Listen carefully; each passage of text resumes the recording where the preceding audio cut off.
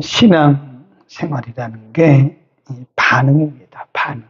우리가 하나님께서 우리에게 아무리 좋은 말씀 또 은혜로운 말씀을 주셔도 우리가 그 말씀에 대해서 은혜에 대해서 반응하지 못하면 그것은 나와 관계가 없는 거죠. 멀리 있는, 멀리 떨어진 요연한 이야기와 똑같습니다. 하나님의 말씀이 우리에게 증거될 때 또는 우리가 개인적으로 하나님의 말씀을 묵상할 때 그 말씀이 내 속에 들어오면서 내가 이렇게 반응을 해야 돼요. 반응. 그러니까 은혜를 받는다는 게 뭐죠? 내가 깨달았다는 거죠. 깨닫는 게 은혜잖아요. 하나님이 말씀하실 때 그 말씀을 듣고 깨달으면 그게 은혜 받은 거예요. 네.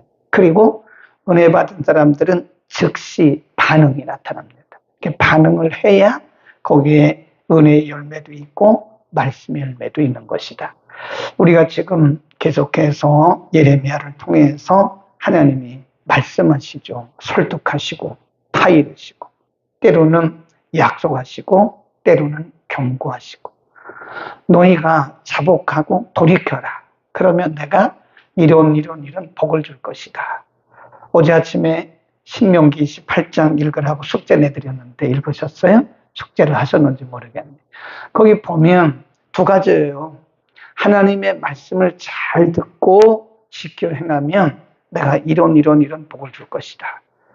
반대로 하나님의 말씀을 듣고 순종하지 않으면 이런 저주가 임할 것이다. 네, 하나님이 그렇게 말씀하셨어도 우리가 반응하지 않으면 거기는 아무런 열매가 없어요. 하나님이 계속해서 말씀하십니다. 너희가 돌이켜라, 자복해라. 방법도 알려주셨어요. 너희가 돌이킬 때는 이렇게 돌이켜라. 그러면 내가 너희에게 이런 복을 줄 것이다. 또 반대로 잠깐 말씀하시는 게 그러나 만일 너희가 돌이키지 않으면 이런 진노가 임할 것이다 라고 말씀해요. 근데 유다 백성들이 들어요, 안 들어요? 안 듣습니다. 설마 그런 일이 있겠냐고. 이게 문제예요. 하나님의 말씀을 하나님의 말씀으로 들어야 되는데 하나님의 말씀으로 듣지 않는 거예요. 그러니까 설마 그런 일이 있겠나. 이게 문제죠. 그러니까 예레미야는 하나님으로부터 말씀을 보고 받고 다 보고 있는 거예요. 지금 하나님이 예레미야의 영적인 눈을 여십니다. 오늘 본문에 보면 이런 말씀이 있어요. 22절부터 보면 23절부터 보면 내가 땅을 본즉 24 내가 산들을 본즉 25 내가 본즉 26 내가 본즉 이 말은 지금 하나님께서 예레미야의 눈을 여신 거예요. 이것은 영적으로 현실이고 또 미래입니다. 미래. 앞으로 이 나라가 어떻게 될 것이냐. 그러니까 영적으로 유다 백성들의 모습을 보니 이렇게 됐고 또 영적으로 이들의 미래를 보니 이런 일이 있을 것이다. 하나님 보여주신 거예요. 보세요. 23절 내가 본즉 땅을 본즉 혼돈하고 공허하며 하늘을 우러른즉 거기 빛도 없다. 꼭 창세기 1장 말씀 같아요. 하나님이 세상을 창조하시기 전에 땅이 공허했다고 그랬거든요. 무질서했다고. 그러니까 지금 예레미야의 안목으로 하나님의 안목으로 세상과 땅을 본즉 공허한 거예요.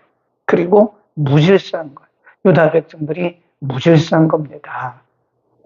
그 다음에 24 내가 산들을 본즉 진동하여 작은 산들도 요동하고 25 내가 본즉 사람이 없으며 공중의 새가 다 날아갔으며 26 내가 본즉 좋은 땅의 황무지가 되었고 그 모든 성읍이 여호와의 앞 그 맹렬한 진노 앞에 무너졌다.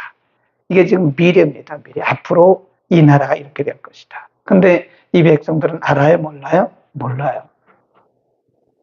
그러니 지금 예레미야는 참 답답한 겁니다. 가슴이 아픈 거죠.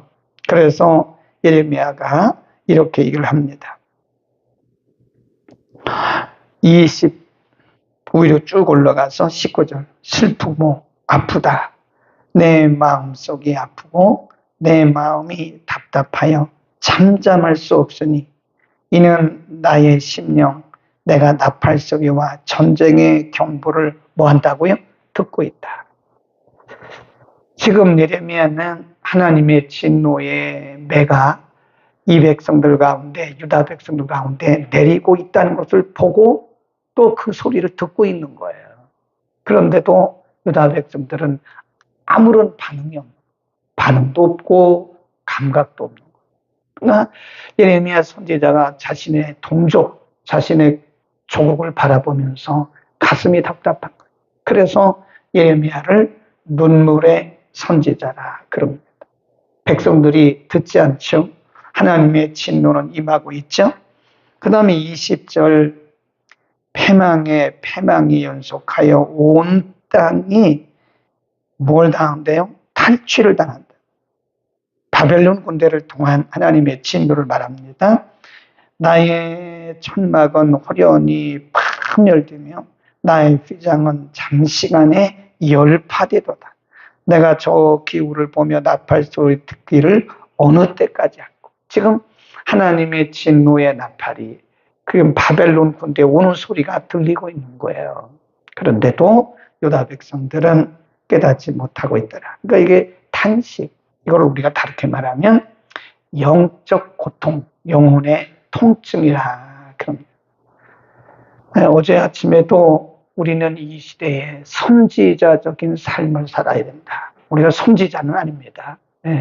선지자는 이미 구약에 하나님이 택하신 자들이 선지자고, 그러나 선지자는 아니지만 선지자적인 삶을 살아야 돼. 목회자는 항상 선지자적인 안목을 가져야 됩니다. 그럼 우리가 영적인 선견, 지명, 그럽니다. 영적으로 선견, 지명을 가지고, 그게 선지자적인 안목. 이 교회들도 이 시대에 휩쓸려 가면 안 됩니다. 교회가 복음의 소리를 내야 돼요. 그래서 교회들이 이 시대에 선지자적인 역할을 감당해야 됩니다. 예수님 마태복음 5장에서 소금이 맛을 잃으면 버려진다. 그래서 사람들의 발에 밟힌다. 그런 말씀을 했어요. 현대 교회들을 현대인들이 인정을 하느냐? 인정하는 교회도 많습니다. 인정을 받는 교회들도 많아요. 그런데 현대인들은, 보통 불신자들은 이 교회를 좀 쉽게 생각하죠. 교회에 대해서 아주 이렇게 예의 바르게 대하지는 않죠. 그 말은 교회를 무시한다. 그런 뜻입니다. 그 말은 발로 밟는다. 그 왜 그럴까요? 두 중에 하나겠죠. 그 사단의 역사이거나 아니면 교회가 교회의 역할을 하지 못했기 때문에 그런 거예요. 교회들이 선지자적인 역할을 해야 되는데 오히려 세상의 교회를 염려한다는 거예요. 교회가 세상을 향해서 선지자적인 목소리를 내고 역할을 해야 되는데 그 역할을 못하니까 오히려 세상이 교회를 염려하더라. 그런 거죠. 우리가 개인적으로도 우리는 선지자적인 삶을 살아야 됩니다. 그렇다고 해서 우리가 사람들에게 회개하시오 막 그러라는 것은 아니고, 우리가 이 시대를 바로 바라보면서 앞서가면서 이 시대의 삶을 통해서 선지자적인 역할을 해야 된다는 거죠. 선지자는 미리 보는 자가 선지자입니다. 미리 보는 자, 미리 듣는 자를 선지자라 그래요. 지금 예레미야 선지자는 미리 보고 있잖아요. 지금 유다 백성들에게 임할 하나님의 진노를 다 보고 있잖아요. 그리고 그 경고의 소리도 듣고 있잖아요. 하나님의 진노가 지금 오고 있다는 것을 듣고 있잖아요. 그리고 말하잖아요. 들어요, 안 들어요? 안 듣잖아요. 그러니까 하나님이 얼마나 답답하셨을까 그런 생각을 합니다. 거기 보면 예레미야도 말하기를 참 내 마음이 답답하다 그래요. 19절에 보면 내 마음이 답답하고 잠잠할 수 없으니 이는 나의 심령 내가 나팔 소리와 전쟁의 경보를 들음이로다. 영혼의 통증이라 그럽니다. 이게 사실 어떻게 보면 우리는 이 세상을 살아가면서 그냥 룰루라라 그렇게 살 수가 없는 거예요. 물론 우리 인간인데 뭐 그런 재미가 없으면 또 어떻게 하겠어요. 그러나 느낌 자체가 틀린 거예요. 이 세상을 바라보면서 우리가 룰루랄라 좋다. 아, 세상 살기 좋다. 너무 좋다. 그렇게 할 수는 없대요. 이 세상 사람들은 그렇게 말할 수 있어요. 참 살기 좋다. 먹고 살기 좋다. 편안하다. 안전하다. 그렇게 말할 수 있으나 그러나 우리가 영적인 안목으로 바라보면 이 세상은 결코 안전하지가 않아요. 이 세상은 결코 평안한 세상이 아닙니다. 우리가 바라볼 때 하나님의 안목으로 영적으로 안목으로 바라볼 때 이 세상은요 아슬아슬한 거예요. 네. 하나님의 진노가 지금 거의 와 있는 거예요. 그러나 이 세상 사람들이 그걸 알지 못한다고 하는 겁니다. 이렇게 말을 합니다. 선지자가 탄식하면서 그들의 모습을 보니까 31절 보세요. 내가 소리를 들은즉 여인의 해산하는 소리 같고 초산하는 자의 고통하는 소리 같으니 그랬습니다. 이게 지금 앞으로 당할 유다 백성들의 고통을 초산하는 여인의 고통 소리 같다라고 얘기를 하고 있는 겁니다. 그가 헐떡이며 그 손을 펴고 이르기를 내게 화이도다. 살육하는 자를 인하여 나의 심령이 피곤하도다. 이것이 앞으로 유다 백성들이 당할 모습을 이렇게 미리 보고 말을 하고 있는 거죠. 네. 그런데 여기에 대해서 하나님은 또 어떻게 대하실 것인가? 어떻게 이들을 처리할 것인가? 쭉 내려가 보면요. 이런 말씀이 있어요. 27절, 28절 읽습니다. 27 시작. 이는 여호와의 말씀에 이 온 땅이 황폐할 것이나 내가 진멸하지는 아니할 것이며 이로 인하여 땅이 슬퍼할 것이며 위의 하늘이 흑암할 것이라. 내가 이미 말하였음에 작정하였고 후회하지 아니하였음즉 또한 위키지 아니하리라 하였습니다. 27절에 보면 내가 이 땅에 진노를 하기는 하지만 진멸하지는 않는다. 하나님이 이들에게 앞으로 바벨론을 통해서 70년 동안 징계를 하시는데 그렇다고 해서 아예 없애지는 않는다. 그런 뜻입니다. 맞죠? 70년 이들이 포로 생활을 하고는 하나님이 다시 예루살렘에 복귀시키잖아요. 이게 하나님의 자비예요. 그러니까 하나님의 징계의 궁극적인 목적은 진멸하는 게 궁극적인 목적이 아니라는 거죠.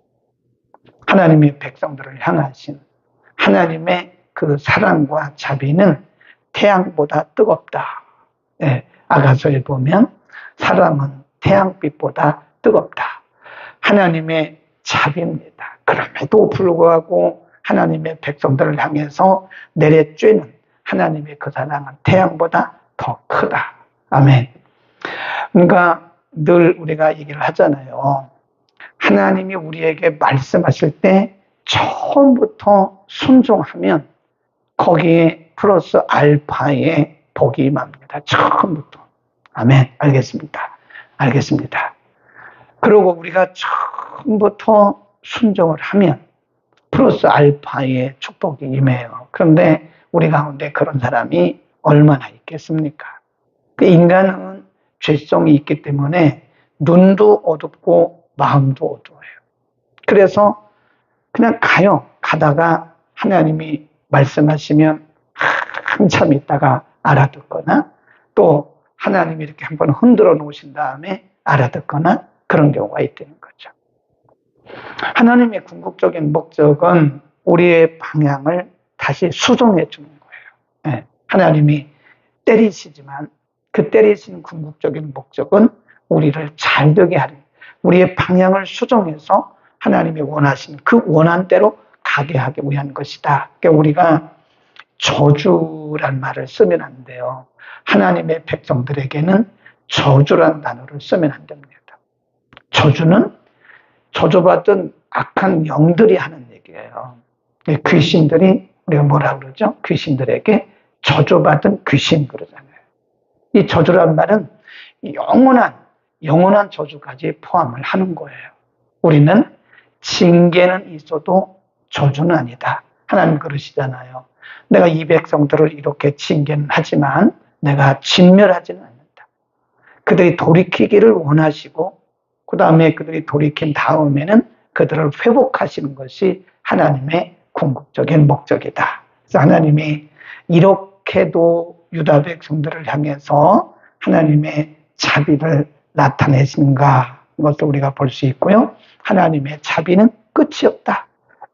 깨닫는 자가 은혜고 또 은혜를 우리가 누려야 된다. 하나님의 주신 은혜를 누리는 것이 좋은데 인간이 연약하기 때문에, 무지하기 때문에 그 은혜를 깨닫지도 못하고 누리지도 못한다. 오늘 아침에는 우리가 선지자의 탄식, 우리가 잘 생각할 수 있기를 바라고요. 결코 이 세상을 살아가는 것이 만만치가 않습니다.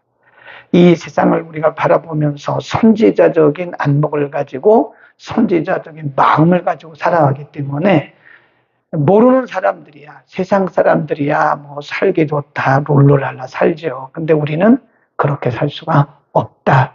시대가 그런 시대가 아니다 하는 것입니다. 기도하겠습니다.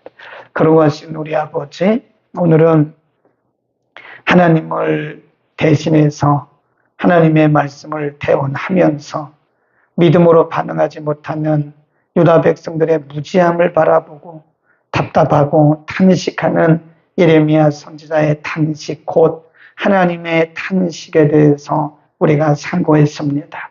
거룩하신 아버지는 끊임없이 타이르고 또 타이르고 저들에게 설득하시고 설득하셨음에도 불구하고 듣지 아니함으로 이제 다가올 하나님의 징계를 예레미야 선지자가 미리 보고 그들을 안타까워하는 모습을 우리가 상고했습니다. 하나님, 우리들에게 선지자적인 안목을 주시고 교회들이 선지자적인 역할을 감당케 하옵소서. 이 세상은 결코 우리가 육신적으로 쾌락을 누릴 만한 세상이 아니고 도리어 죄악의 홍수가 넘쳐나고 있음을 깨닫고 듣든지 아니 듣든지 때를 얻든지 못 얻든지 생명의 복음을 전하게 우리에게 믿음의 용기를 더하여 주옵소서. 깨닫는 것이 은혜라고 말씀하셨는데 우리가 말씀을 들을 때나 묵상할 때나 우리의 삶을 통해서 깨닫는 은혜가 우리 가운데 넘치게 하옵소서. 예수 그리스도의 이름으로 기도드립니다.